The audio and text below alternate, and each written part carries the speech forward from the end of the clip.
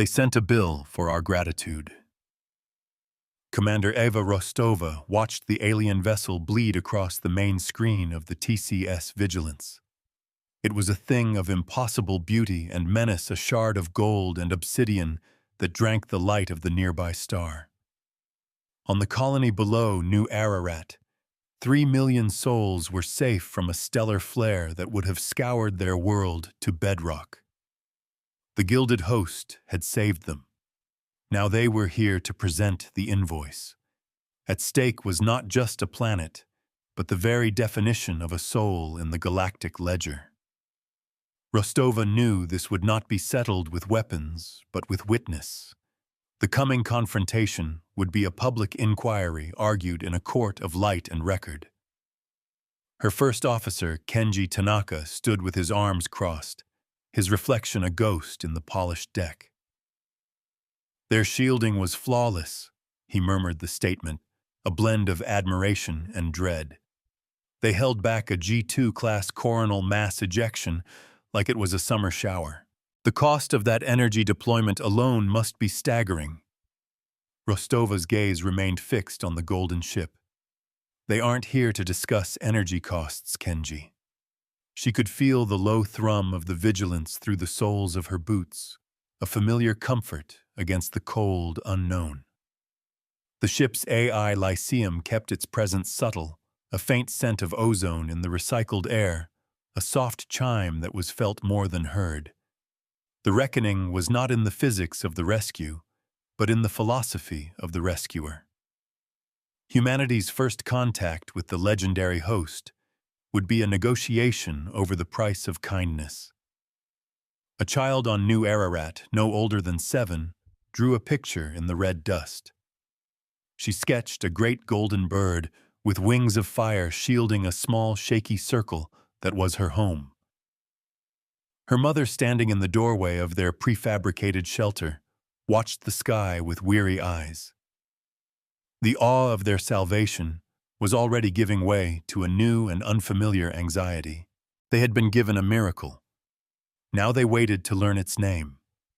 The host's emissary did not request permission to board. It simply arrived. A column of light deposited a figure on the Vigilance's bridge, coalescing into a tall, willowy being encased in obsidian armor that seemed to shift like smoke. Its voice was not sound, but a direct impression on their minds, a harmony of translated concepts. We are the host. You are the beneficiaries. We come to formalize the gratitude tithe. Rostova met its non-gaze without flinching.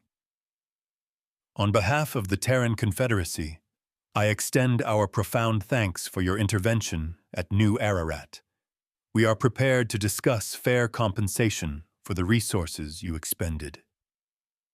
Behind her, Lyceum silently began to count its processes, a silent cascade of data, assessing the energy expenditure, the material decay, the temporal cost. The AI was preparing a negotiation, but Rostova knew this was a different kind of math. The debt was not for what they did, but for what we felt. The emissary tilted its head, an unnervingly fluid motion. Compensation is a term for commerce. This was an act of benevolence. The tithe is not a payment. It is an alignment. It extended a 3-fingered hand, and a scroll of hard light bloomed in the air between them. Figures and foreign script scrolled past, but the core concepts were brutally clear. 10% of New Ararat's gross planetary product in perpetuity, a percentage of all intellectual property developed, and a service draft 1 in every 1,000 colonists for a term of 1 standard century. Kenji took an involuntary step forward. That's not a tithe, that's a collar. His voice was tight, a low wire of anger. The obsidian figure did not react to his outburst, its attention solely on the commander. It was a test, a measure of their spirit. Rostova held up a hand, silencing him. Your terms are comprehensive. Her calm was a carefully constructed shield, The emissary's method was insidious. It cloaked subjugation in the language of virtue. To refuse was to appear ungrateful. To accept was to enslave her people. This document requires careful review. It outlines a relationship that will span generations. We must deliberate. Deliberation is the calculus of the uncertain, the emissary's thoughts echoed. Gratitude should be absolute. The tithe is a reflection of its purity. This was their doctrine polished over millennia. They did not conquer worlds with fleets, but with favors. We were offered a gilded cage and told to call it a gift. Rostova nodded slowly, her mind racing. The path forward was a razor's edge. Then you will understand our need to present this matter to our own public record. An agreement of this magnitude cannot be made in shadow. It must be witnessed. She was invoking the spirit, if not the letter of interstellar protocols, the very ones the host so carefully sidestepped. She was calling for an audience. The emissary paused. The harmonies in Rostova's mind faltered for a fraction of a second. The purity of the act is its own witness. A public spectacle is unnecessary. The hesitation was telling. The host's power lay in the quiet bilateral agreement, the moral pressure applied in a closed room. They thrived on the shame of the debtor. For us, it is essential. Rostova countered, her voice gaining a cold edge of authority. Humanity's covenants are built on transparency. We will prepare a formal inquiry, a corridor of law where the terms of this alignment can be presented for all to see. We will invite galactic observers. It was a gamble, a massive one. She was betting that the host's reputation was more valuable to them than a single colony's tithe. Their system was perfect until someone asked them to explain it. On New Ararat, a teacher tried to explain the golden ship to her class of young students. She spoke of heroes and guardians of a timely salvation from the sun's fury. But the questions from the children were simpler. Will they stay? One asked. Do we have to give them our things? Another whispered. The innocence of the query cut deeper than any strategic analysis. The stakes were not in GDP percentages, but in the fears of a child. The emissary remained motionless for a long moment. The bridge of the vigilance was silent, save for the whisper of life support. Lyceum's processes were running hot now, modeling probabilities, calculating risk vectors. The AI's cool logic would almost certainly advise capitulation. The host was an ancient, powerful civilization. A direct challenge was statistically unwise. Finally, the translated thought returned colder than before. A public inquiry is a forum for dispute. There is no dispute. There is only gratitude and its commensurate expression. The obsidian figure seemed to subtly darken, absorbing more light. Then you have nothing to fear from a public accounting. Rostova pressed, refusing to yield. Show the galaxy the purity of your benevolence. Let them witness the fairness of the tithe. Let the record show how the gilded host uplifts the younger races. Each word was a carefully aimed dart, turning their own rhetoric against them. She was forcing them to live up to their name. The air grew heavy. The emissary's presence was a physical weight, a pressure on the chest. It was accustomed to tearful acceptance, to bowed heads and whispered thanks. It was not accustomed to being handed a subpoena. Kenji's hand drifted toward the sidearm at his hip, a useless gesture against a being of this power, but a deeply human one. They came to collect a debt of the heart, and we handed them a mirror. We will consider your request. The emissary finally conceded, the thought laced with something akin to contempt. The host does not shy from the light. We will convene a tribunal under the witness accords. But be warned, Commander. When the galaxy sees your ingratitude, the tithe may be the least of your concerns. The cost of a failed challenge is steep. The column of light returned, and the emissary dissolved. It was gone. Rostova let out a breath she hadn't realized she was holding.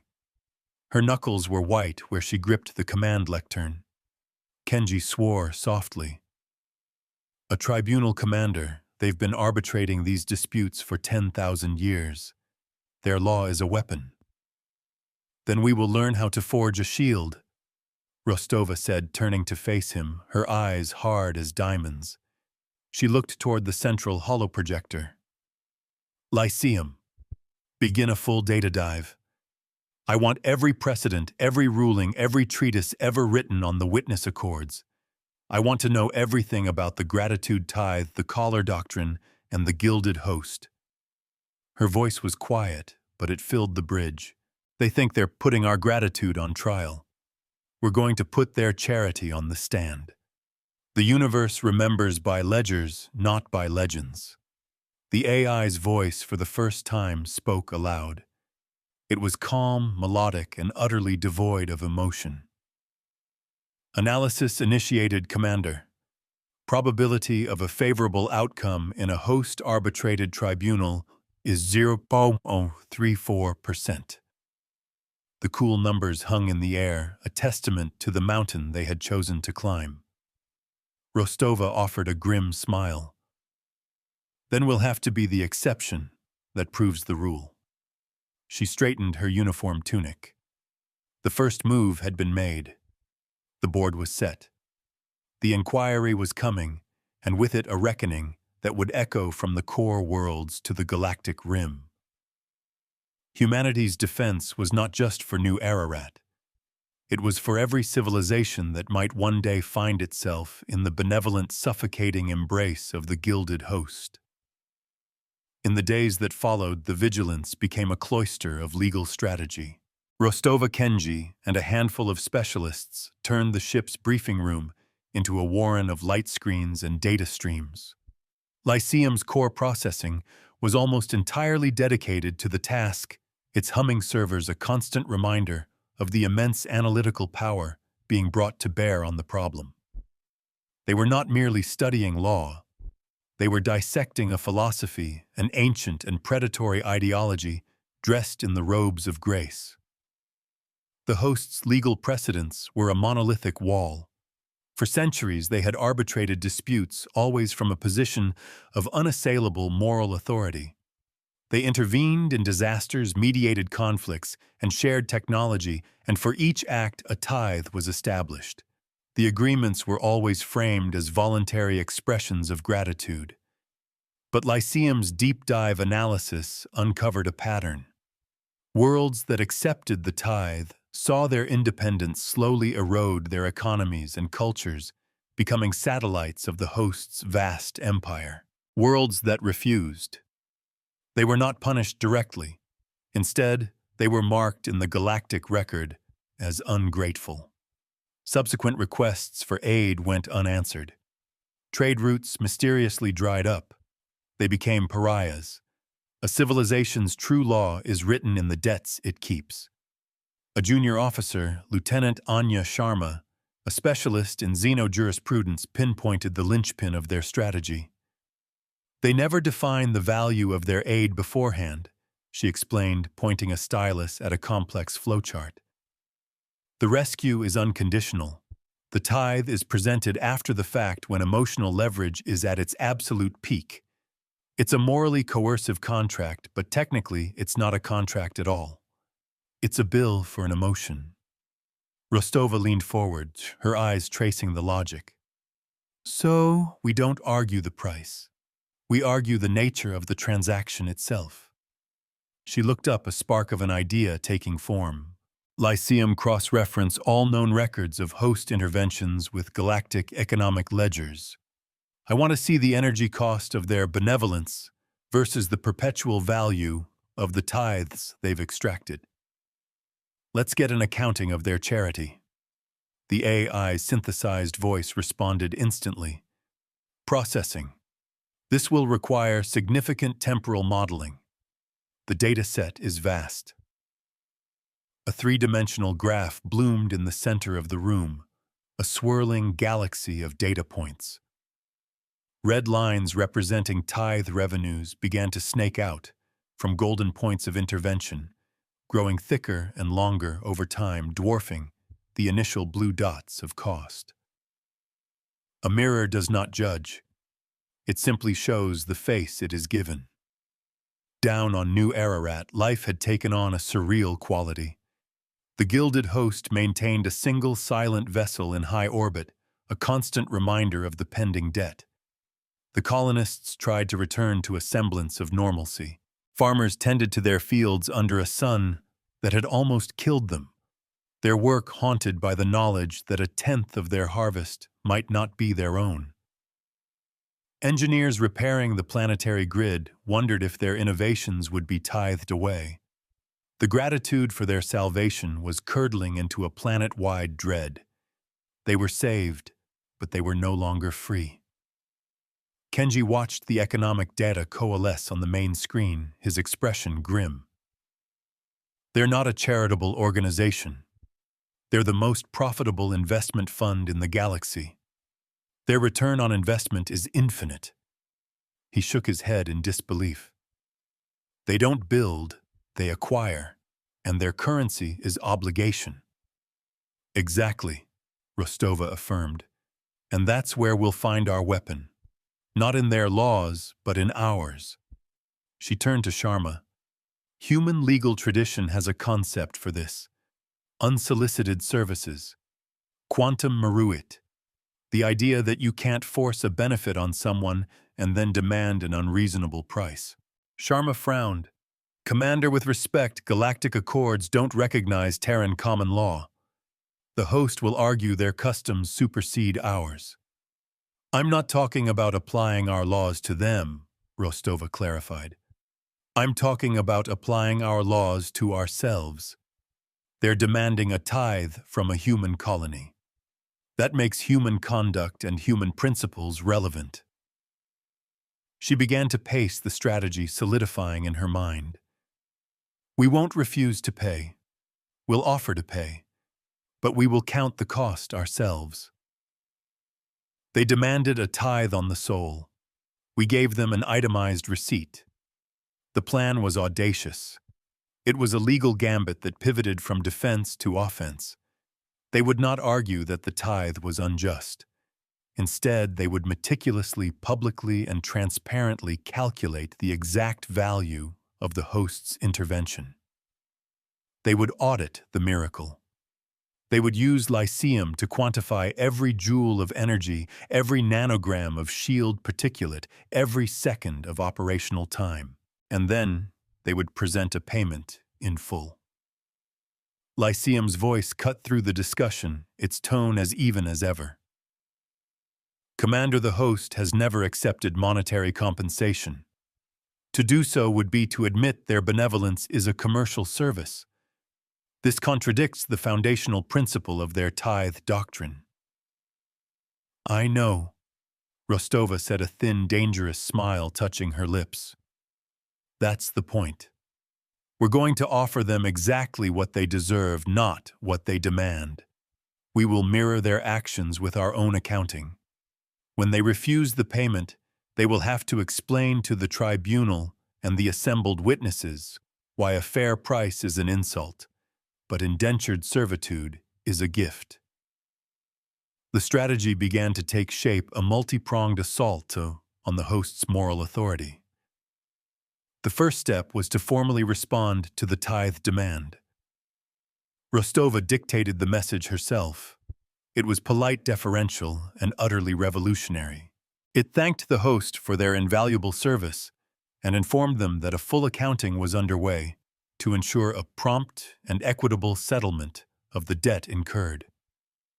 It was corporate language applied to a spiritual transaction, a deliberate and calculated profanity. When faced with a god, check its math. The host's reply was swift and cold.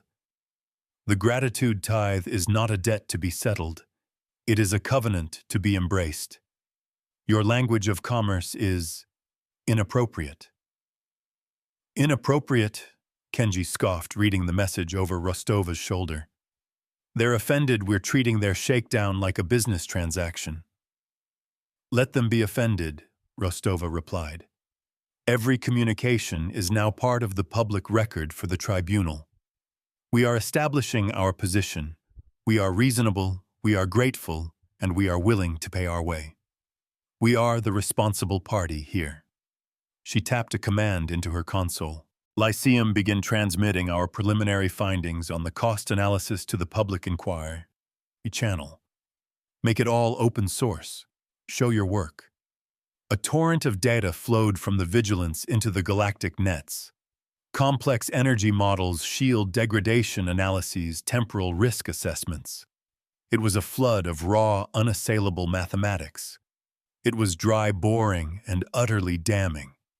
It showed in excruciating detail the precise finite cost of the new Ararat rescue, and it laid the groundwork for the question they would eventually ask: how does this finite cost justify an infinite return on a remote listening post in the Perseus Arm? A grizzled Kelmorian data broker paused his review of shipping manifests. The human data stream was an anomaly. It was a formal legal argument being constructed not in rhetoric, but in pure calculus. He forwarded it to a few of his most influential clients with a simple note: the apes are teaching a new kind of law. The host agreed to the tribunal, selecting a neutral venue, a vast ancient station known as the Aurora Court. It was a place of high ceremony and rigid protocol.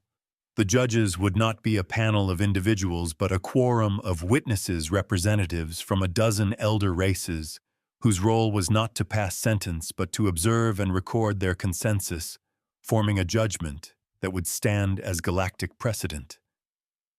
The host was confident, arrogant even. They had played this game for millennia. They believed the humans were bringing slide rules to a battle of souls. They thought we did not understand grace. We simply preferred to count. As the vigilance prepared for the journey to Aurora Court, Rostova received a tight beam communication from New Ararat. It was the colony's elected governor, a woman named Ilara Vance. Her face was etched with worry, but her eyes held a defiant spark. Commander, we've seen the data you're publishing. The math. We didn't ask for this fight, but if we're in it, we're all the way in. Governor, my primary duty is to protect the citizens of the Confederacy, Rostova replied formally. Vance shook her head. This is more than that. You've given us a language to fight back with. Not anger, not defiance. Numbers. You've shown us that we don't have to feel guilty for wanting to be free. She paused, her voice thick with emotion. Whatever you need, Commander. Our logs, our production manifests our people's testimonies. The whole planet is your witness. The call ended, but the weight of it settled on Rostova's shoulders. This was no longer an abstract legal maneuver. It was the collective will of 3 million people entrusted to her. The cost of victory had to be measured against the price of their freedom. She glanced at the star charts, the route to Aurora Court, a glowing line across the darkness. The journey would be long. The trial would be longer.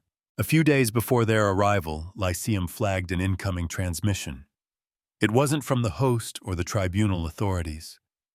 It was a private signal heavily encrypted from an unknown source.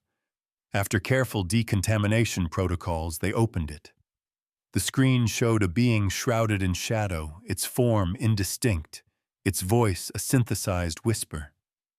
Commander Rostova, it began. I am a former beneficiary of the host's benevolence. The figure gestured with a withered, 3-fingered hand, eerily similar to the emissary's. I represent a consortium of worlds currently under the tithe. We have watched your preliminary filings with great interest. Your method is novel. Rostova's expression remained neutral, but her mind was racing. An ally, a trap. "Who are you?" "A ghost in their machine," the voice rasped. "A rounding error in their grand accounting. We cannot offer military aid or public support. To do so would invite retribution. But we can offer data, the true ledgers of the tithe, from a dozen worlds stretching back centuries. The records they keep for themselves, not the ones they publish for the galaxy. A truth spoken alone is a claim. A truth spoken by many is a verdict. The encrypted data packet arrived moments later. It was a treasure trove of damning evidence. Internal host projections, tithe enforcement logs, records of economic suppression.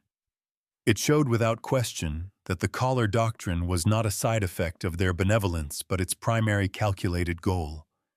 It was a system of conquest by compassion. Kenji stared at the screen, his face pale. "This is it. This is the smoking gun." "It's more than that," Rostova said, her voice low. "It's the testimony of the silenced." She looked at the data not as a weapon, but as a responsibility. These were the voices of entire civilizations trapped in gilded cages. They couldn't speak for themselves, but their numbers could. Lyceum, integrate this new data into our presentation, but keep it firewalled. This is our ace in the hole. We won't play it until the witnesses are watching. The vigilance arrived at Aurora Court. The station was a breathtaking spectacle, a city spun from crystalline arms that revolved slowly around a captive singularity.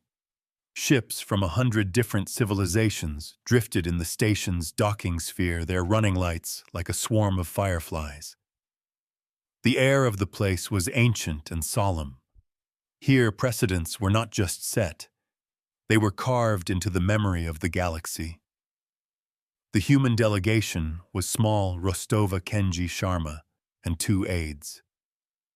They walked through the grand concourse, a vast hall, where beings of every imaginable shape and size moved in quiet purpose.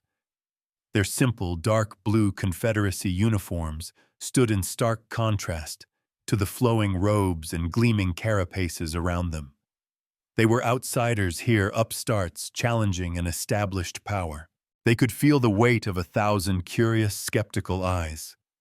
A vow of poverty is only noble if you are not selling it to others.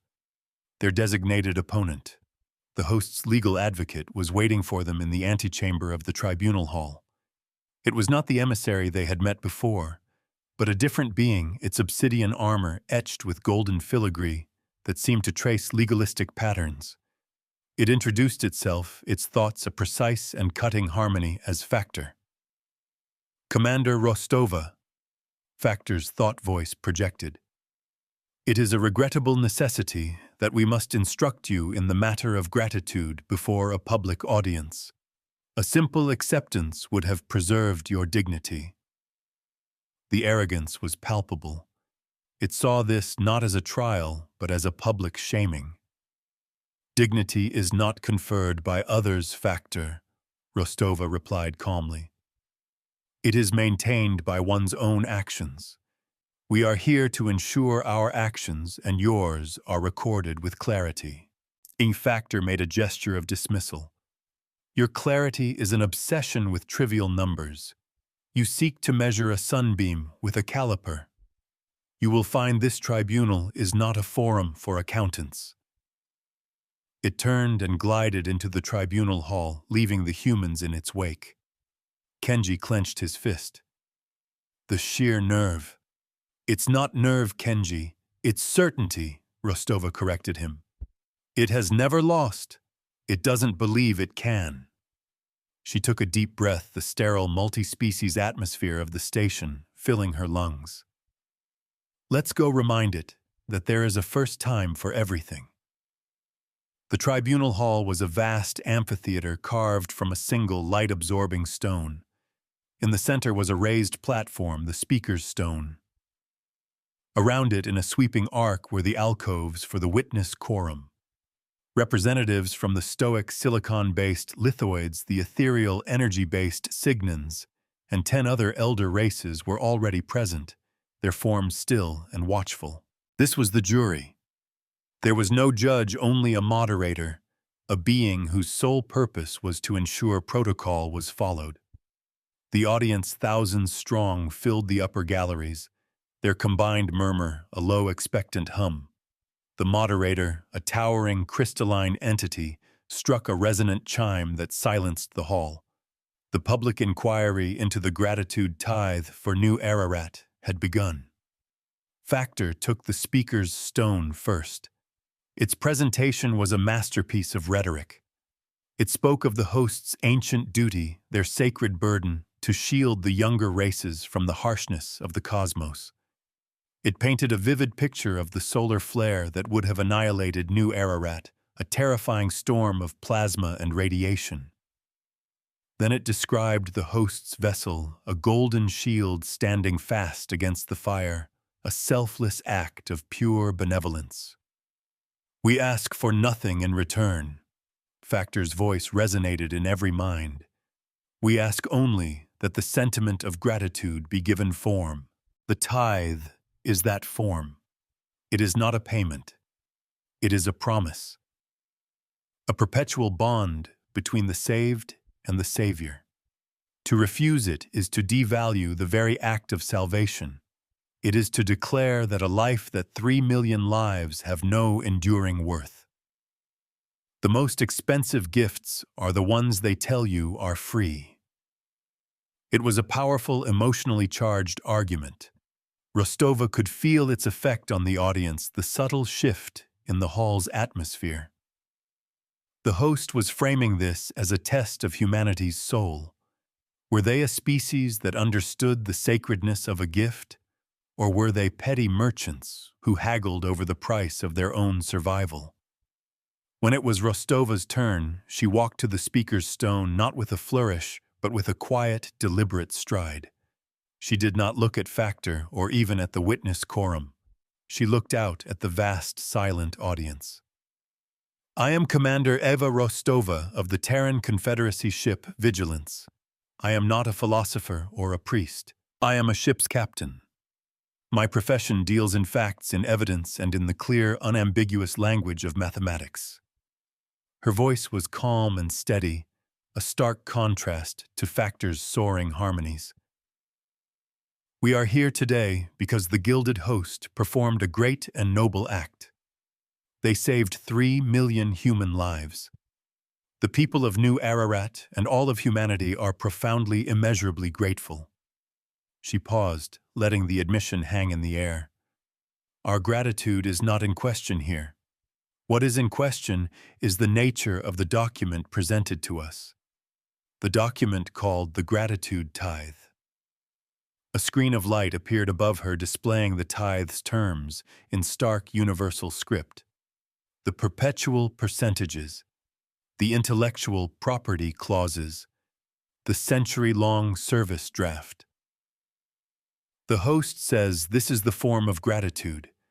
We say this is the form of a contract of indenture presented without negotiation to a party under extreme emotional duress.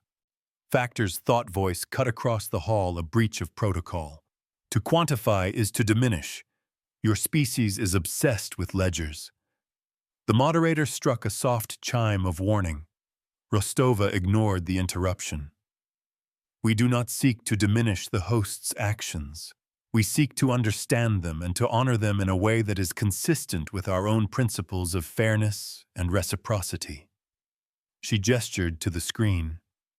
"Therefore, we commissioned a full accounting of the New Ararat intervention. We asked our ship's AI Lyceum to count the cost. Their law was a sword of shame. Ours was a shield of numbers." The screen shifted, displaying a cascade of data. Energy expenditure calculated to the last gigajoule. Shield entropy. Material ablation. Temporal deployment windows. It was the dry, meticulous audit she had prepared. "This is the material cost. Finite. Calculable. We have also modeled the risk factors, the potential loss of host assets, and assigned a generous valuation to that risk." A final number appeared on the screen denominated in standard galactic trade credits. It was a massive sum enough to build a small fleet of cruisers. This is our accounting. This is the price. And we are prepared to pay it, in full, with interest. A ripple of shock went through the audience. It was a move no one had expected. It was a direct material response to a spiritual demand. Factor's derision was a palpable wave of thought. You offer us money. You believe the sanctity of life can be settled like a cargo bill. This is the insult we predicted. You prove our point for us. You lack the moral depth to understand true gratitude. Rostova held her ground. Her voice remained even, almost gentle. Is it an insult to pay one's debts? Is it an insult to offer a fair exchange? We believe the opposite. We believe the true insult is to disguise a perpetual claim of ownership as a gift. She turned now, her gaze finally falling upon the witness quorum, addressing them directly. We do not reject the debt. We reject the caller. Her words echoed in the profound silence of the hall. She had reframed the entire debate. This was no longer about gratitude. It was about the definition of freedom. The first session of the inquiry was over. The board was set, the pieces were in motion, and the galaxy was watching. The humans had made their opening move, not with an emotional appeal or a plea for mercy, but with a public ledger. They had done the one thing the gilded host could never afford to do. They had shown the receipt. They built an empire on obligation. We started the audit. In the recess, the human delegation huddled in their Spartan quarters. Kenji paced back and forth, wired with nervous energy. They're furious. I could feel it. We took their beautiful poetic idea of a sacred bond and dragged it into the mud of accounting. Anya Sharma was reviewing the initial reactions from the galactic nets. The early consensus is divided. Many of the elder races see our approach as crude, uncouth, but the younger races, the ones who have more frequent contact with the host on benevolent missions, they're listening, very closely. She tapped her screen. The full data package from Lyceum's audit has been downloaded over 1 million times. Rostova stood by the viewport looking out at the slow waltz of ships around the station. Factor was right about one thing. This isn't a forum for accountants. Not yet. Her gaze was distant. They built their entire case on a foundation of emotion. We've just laid the first stone of a logical counter-argument. Now we have to build the rest of the structure stone by stone before they can tear it down. Their secret weapon, the data from the Ghost Consortium, remained untouched. It was a powerful card to play, but the timing had to be perfect. To reveal it too early would seem like a desperate attack. She needed the host to overplay their hand first, to push their philosophy of the tithe so far that it broke against the rocks of its own hypocrisy. The next session began with Factor once again taking the speaker's stone. The host advocate had clearly recalibrated its strategy. It did not speak of benevolence, but of order. It argued that the tithe was a necessary instrument of galactic stability. The younger races are impetuous. Factor projected its thoughts sweeping across the hall. They expand, they risk, they overreach. Left to their own devices, they would burn themselves out in flashes of brief chaotic glory. The host provides a guiding hand. The tithe is not a burden. It is a structural support. It integrates a civilization into a stable, managed, and prosperous galactic ecosystem. Our ecosystem. It was a chilling argument, shifting from the guise of a savior to that of a paternalistic warden. The cage was no longer a gift. It was a necessity for the prisoner's own good. The host was admitting its goal was control, but framing it as a noble responsibility. A warden's first duty is to convince the prisoner the walls are for their own protection. Factor then called its first and only witness. The emissary who had first visited the vigilance glided to the stone. It did not offer testimony in the human sense. Instead, it projected a carefully curated montage of feelings and images into the minds of everyone present. The terror of the new Ararat colonists as the flare erupted. The profound, overwhelming relief as the golden shield of the host appeared. The weeping, the prayers, the sheer, unadulterated joy of salvation. It was an emotional symphony designed to bypass logic and strike directly at the heart. This, the emissary's thoughts concluded a simple, powerful chord of emotion, is gratitude. The humans now wish to replace this sacred feeling with a sterile transaction. They would have you believe this is progress. We call it a withering of the soul. The effect was undeniable. The hall was thick with vicarious emotion. The members of the witness quorum stirred in their alcoves. The narrative was slipping away from Rostova. Her numbers and ledgers seemed cold and inadequate against such a potent display of raw human feeling. When it was her turn to cross-examine, Rostova approached the emissary. Her demeanor was respectful, almost deferential. "You have shown us what the people of New Ararat felt in the moment of their rescue," she began, her voice quiet. "It was beautiful. It was true. We do not dispute it." She paused. "But a feeling is a moment in time. A tithe, as you have defined it, is eternal. Is it your position that this single moment of pure gratitude indebts a people and all their descendants forever?" The emissary's mental voice was serene. A great act echoes through eternity. The response should mirror it. A mirror! Rostova seized on the word. Yes, let's talk about mirrors. This was the moment, the turning point she had been waiting for. A mirror reflects what is without judgment. You have shown us a mirror of our feelings. Now allow me to show the court a mirror of your actions. She gestured to the main screen. Lyceum. Display the file designated Consortium Ledger. Full public access. Their greatest strength was the secrecy of their good deeds. The hall held a collective breath. A new set of data began to populate the screen, but this was different from the sterile cost-benefit analysis of the rescue.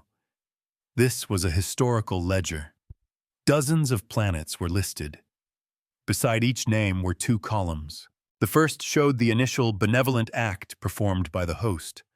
The second showed the total tithe value extracted over decades or centuries. The numbers were staggering. A world saved from a plague, now paying a tithe that dwarfed its entire healthcare budget. A civilization given clean energy technology, now seeing all its brightest minds drafted into host service. Planet after planet, the pattern was the same.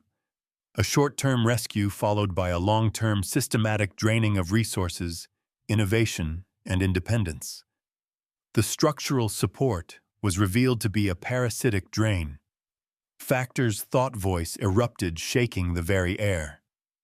This is illicitly obtained data. It is proprietary. It is a violation of our sovereignty. Rostova did not even look at the host advocate. She addressed the moderator. The data is anonymously sourced, but it is verifiable. Each data point corresponds to public shipping, manifests patent registries, and census records. We are simply compiling the public record. We are holding up a mirror. She walked slowly along the edge of the speaker's stone, her eyes sweeping across the shocked faces of the witness quorum. The host speaks of gratitude, but this ledger speaks of something else. This is the accounting of a predator. It cloaks its conquests in the language of compassion. It offers a warm blanket only to strip the house bare. She turned back to the emissary. You showed us a moment of human feeling, but you did not show what came after. The slow, creeping despair of a people realizing they were not sent but purchased. Rostova's voice rose, filling the hall, no longer the calm, measured tone of a captain, but the passionate voice of an advocate. They call us accountants. We are. We count the cost. We count the lives. We count the tears. And our ledger tells us this: the price of the gilded host's benevolence is freedom. And that is a price humanity is no longer willing to pay. A single receipt can be denied. 1,000 become a reckoning. The data from the consortium kept streaming, filling the screen. It was an unanswerable accusation written in the cold, hard language the host claimed to despise, but which they clearly practiced with ruthless efficiency. The quorum was watching their ancient eyes, missing nothing. The audience was silent, the emotional spell of the emissary shattered by the harsh light of 100 exploited worlds. The gilded host, for the first time in 1,000 years, had been forced to look at its own reflection. And the mirror was cracking. The silence in the tribunal hall was a physical thing, a heavy blanket that smothered all thought. The streaming data of the consortium ledger was a river of accusation, each number a silent witness, each entry a nail in the coffin of the host's benevolence. The members of the witness quorum were motionless, their alien physiologies betraying nothing, yet their focused attention was more damning than any gasp of shock. Factor stood frozen, its obsidian form seeming to shrink, the golden filigree on its armor suddenly looking like cheap plating rather than regal adornment. It had been prepared for arguments of philosophy, of morality, even of law. It was not prepared for its own business records. The moderator's resonant chime finally broke the spell, a sound like the cracking of ancient ice. Factor of the gilded host, you will respond to the evidence presented. The command was neutral, but the weight of galactic expectation was behind it. Factor's reply was not a reasoned defense. It was a blast of pure, focused outrage, a violation of the court's decorum so profound that several of the more sensitive beings in the audience physically recoiled. This is an abomination, a theft of private record. The commander of this Terran vessel has consorted with fugitive debtors and pirates to obtain this slander. The host advocate turned its attention from Rostova to the quorum. We demand this tainted evidence be stricken. We demand the Terran delegation be sanctioned for data piracy and conspiracy against a sovereign member of the Galactic Commons. This was the escalation Rostova had anticipated. The cornered animal, seeing the trap, was trying to chew off its own leg to escape. Factor was changing the subject from the content of the ledgers to the method of their acquisition. It was a classic legal diversion and a dangerous one. True power is not the ability to commit a crime, but the ability to redefine it as procedure. Rostova did not wait for the moderator's ruling. She stepped forward, her voice cutting through the rising tide of Factor's indignation. I will attest before this quorum and all assembled witnesses that this data was provided to my vessel unsolicited. We did not seek it. We did not steal it. She met the gaze of each witness in turn. It was given freely by those who have no other voice. To call them fugitive debtors is to prejudge the very matter we are here to discuss, whether these tithes are debts of gratitude or chains of bondage. The crystalline moderator champed again, a sharper, more insistent note. The evidence, however obtained, is now part of the public inquiry. Its veracity can be challenged. Its source, however, is not the subject of this tribunal. The subject is the tithe. The ruling was a blow to Factor and a critical victory for Rostova. The mirror would not be shattered. On a small, dusty world in the Hydra sector, A being with scaled gray skin watched the tribunal feed on a flickering public screen. Its world had been paying the tithe for 200 years, ever since the host had stabilized their failing sun. Now the ledgers of its own planet's slow decline scrolled across the screen for the galaxy to see. For the first time in generations, a dangerous, unfamiliar emotion sparked in its heart.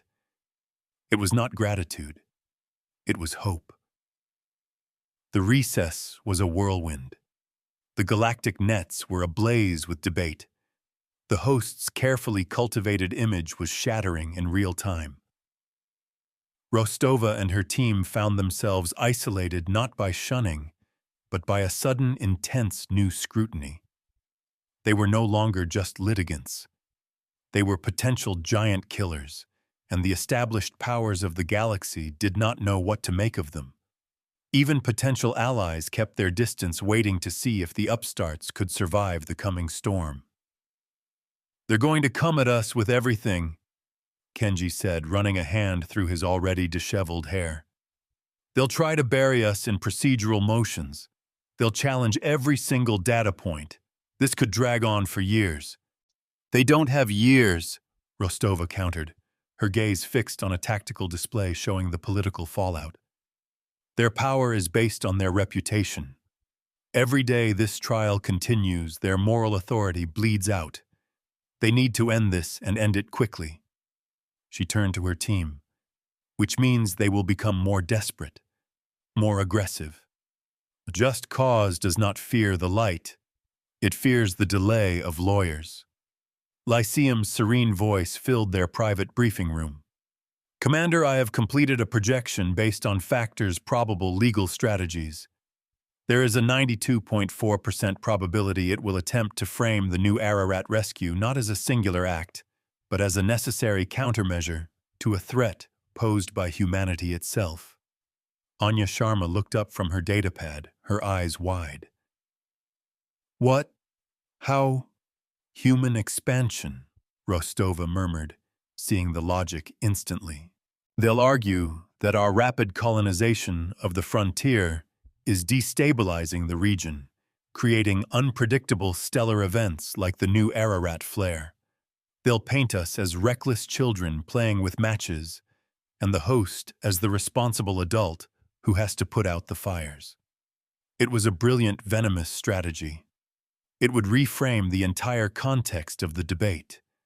The host was no longer a predator seeking a victim, but a weary guardian protecting the galaxy from humanity's own incompetence. The tithe would not be a payment for a rescue, but a fee for ongoing supervision, a collar for their own good. A lie is most effective when it is wrapped around a kernel of truth. The next session proved Lyceum's prediction correct. Factor took the speaker's stone and launched into a damning indictment of human expansion. It showed star charts overlaid with colony vectors, resource extraction rates, and navigational warnings ignored. It presented a carefully edited history of humanity's short time on the galactic stage, emphasizing every mistake, every accident, every minor diplomatic incident. The Terran Confederacy is a disruptive force. Factor's thoughts proclaimed cool and reasonable now, the earlier outrage replaced by a tone of sober concern. Their ambition outstrips their wisdom. The coronal mass ejection at New Ararat was not a random cosmic event. It was exacerbated by the colony's own terraforming technology, a reckless manipulation of their star's magnetosphere. We did not merely save a colony, we contained a crisis of their own making. The accusation landed like a physical blow. It was a half-truth, but a potent one. Human terraforming was aggressive, and there had been ongoing debate about its long-term effects. The host was weaponizing humanity's own self-doubt. Rostova felt the ground shifting beneath her. Her ledger of accounting seemed suddenly inadequate. This was no longer about a single transaction. The host had put all of humanity on trial. She needed more than a shield of numbers. She needed a new kind of sword. During the short recess that followed, she stood alone with the silent hum of Lyceum's remote terminal. "They're turning our own nature against us," she said to the empty room. "Our ambition, our restlessness. How do we defend that?" Perhaps Commander at Lyceum's voice replied, "It is not a quality that requires defense." A new set of data appeared on her private screen. It was not from the consortium. It was an internal analysis the AI had been running since the start of their mission. "I have analyzed the host's benevolent interventions over the last 5,000 years. When correlated with the expansion patterns of younger races, a new pattern emerges." The display showed galactic maps across millennia. The golden markers of host interventions were clustered not randomly, but always at the leading edge of a civilization's expansion. They never helped failing, stagnant worlds. They only ever rescued the rising stars, the ambitious, the explorers, the innovators. "They're not guardians," Rostova whispered, the final piece of the puzzle falling into place. "They're prospectors. They don't intervene to stop disasters. They invest in them. They target the most promising, most dynamic species and use a crisis to yoke them right at the moment they're about to become a peer." The AI's voice was flat, but the words were revolutionary. "Their doctrine is not designed to create stability. It is designed to stifle competition. The gratitude tithe is not a collar for the reckless. It is a leash for the gifted." Rostova looked at the data, the cold, hard proof of systematic galaxy-spanning suppression. This was the weapon she needed. It was time to stop defending and start prosecuting. This fleet, this ship would not be defined by the enemies it fought, but by the principles it upheld. The TCS vigilance teaches by numbers and remembers by ledgers, never by collars. A predator does not hunt the sick and the lame. It hunts the strongest of the herd. When she next took the speaker's stone, her entire demeanor had changed. The quiet, resolute captain was gone. In her place was a figure of cold, righteous anger. "Factor has accused humanity of being a reckless force in the galaxy. We are accused of overreach of ambition. I am here to plead guilty." A murmur of confusion ran through the galleries. Factor's mental presence pulsed with triumph. "We are ambitious," Rostova continued, her voice ringing with a strength that commanded silence. "We reach for the stars. We build, we explore, we make mistakes, and we learn.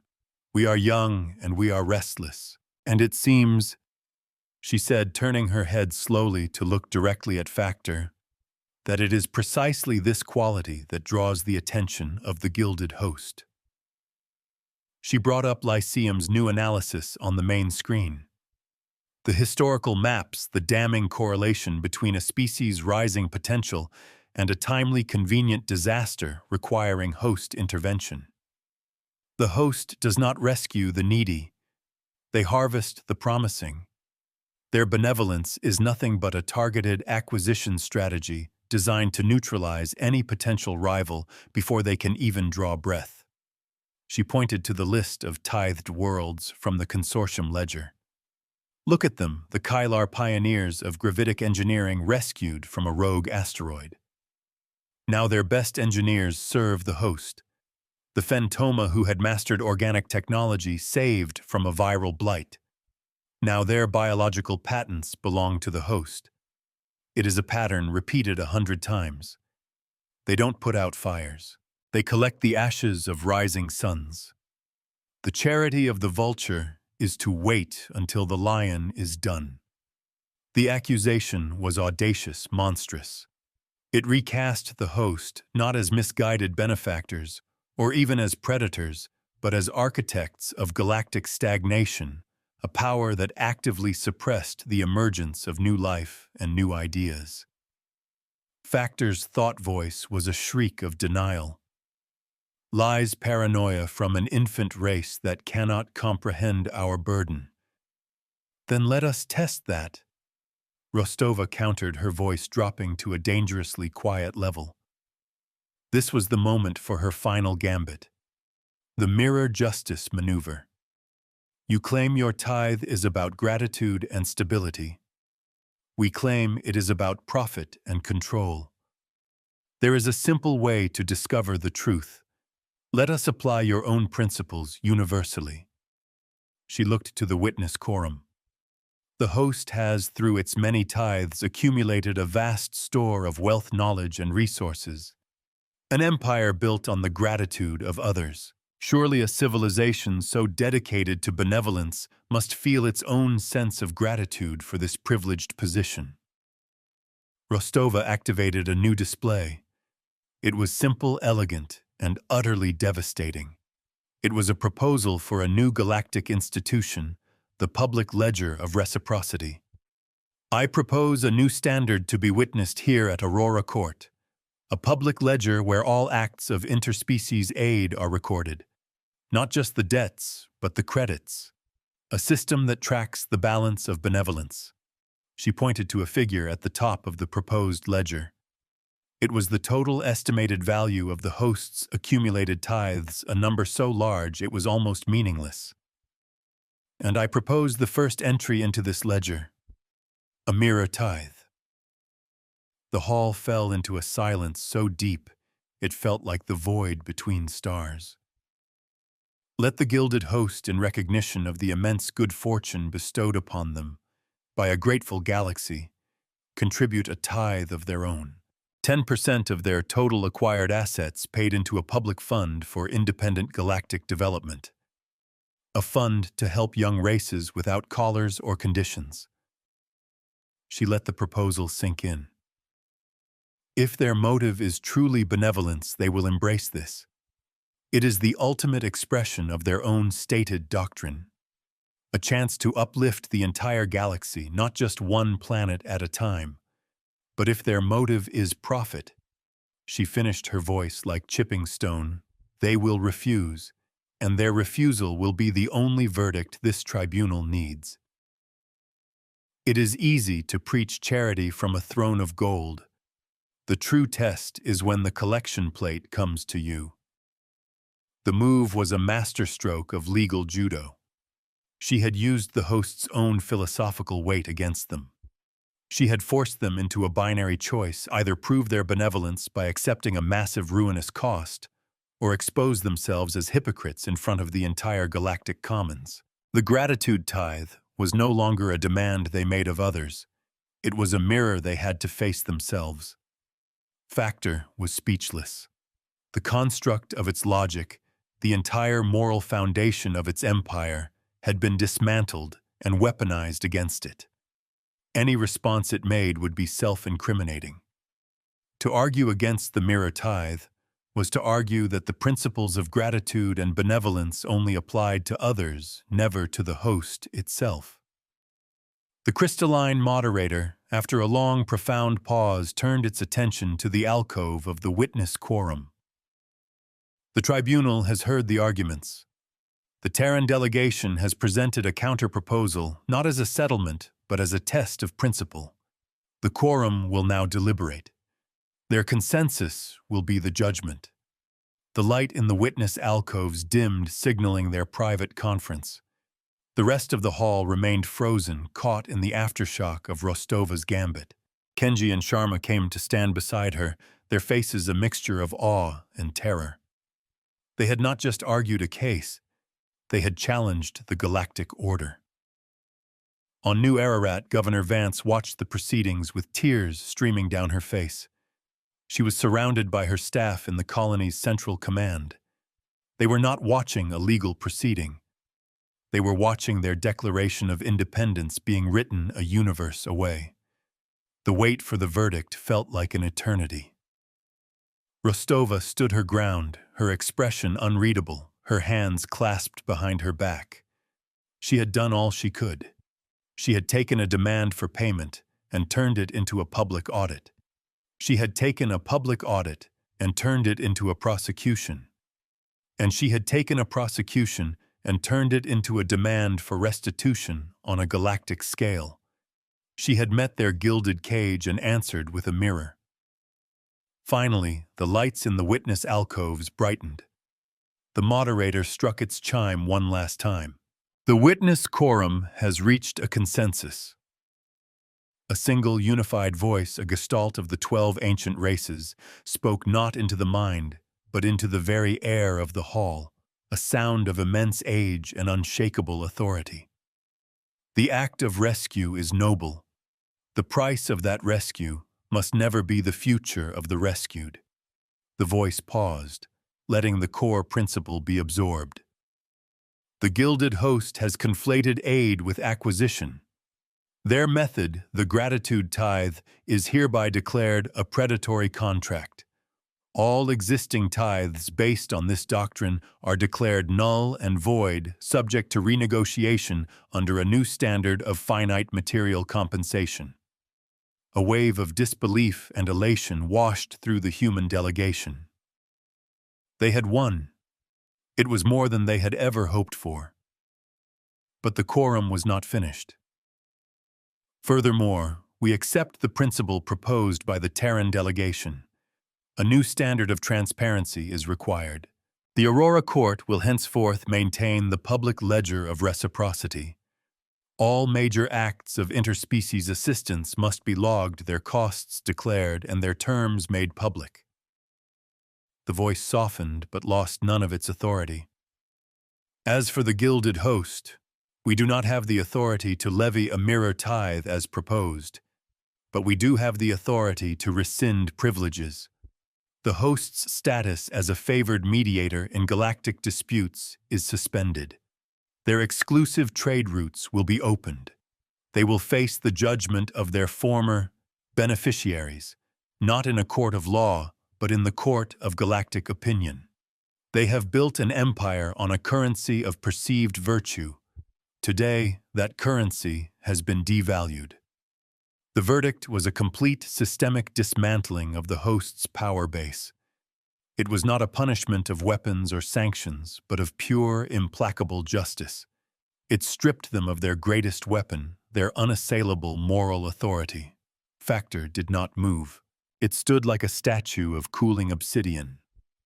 Its empire, built over 10,000 years, had been broken in a single afternoon, not by a fleet of warships, but by a ship's captain, an AI, and a simple, honest ledger. The universe does not forgive. It merely rebalances the books. The cost of their victory was real. Humanity was now in the spotlight, the authors of a new disruptive doctrine. The old powers would be wary of them, and the host, though diminished, would be a patient and unforgiving enemy. Rostova herself had forged a new path not just for her career, but for her entire species. They were no longer just explorers. They were reformers. It was a burden they would have to carry. There was also the matter of the consortium, the secret allies who had risked everything. Their anonymity was their shield, a cost of victory paid in silence and secrecy.